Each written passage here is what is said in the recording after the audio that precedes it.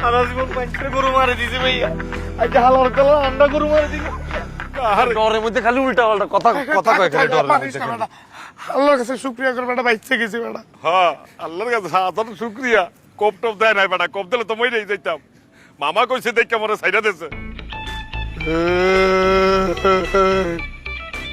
বেটা তগরে তখনই কইছিলাম টাকাগুলো ভাগ কর, তখন যদি টাকাগুলো ভাগ করতি রাশি ঘুরে যেত বেটা।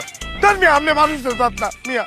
আপনার সঙ্গে টাকা লইয়ে সবাই আল্লাহর কাছে শুক্রিয়া করতেছে যে বাইচে গেছি, আর আপনি টাকার ভাগাভাগির কথা কইতেছেন।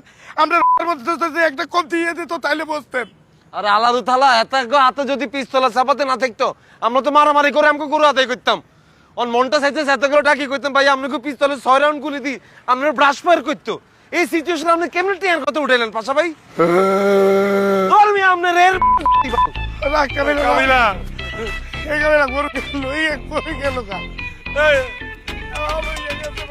আসো আসো।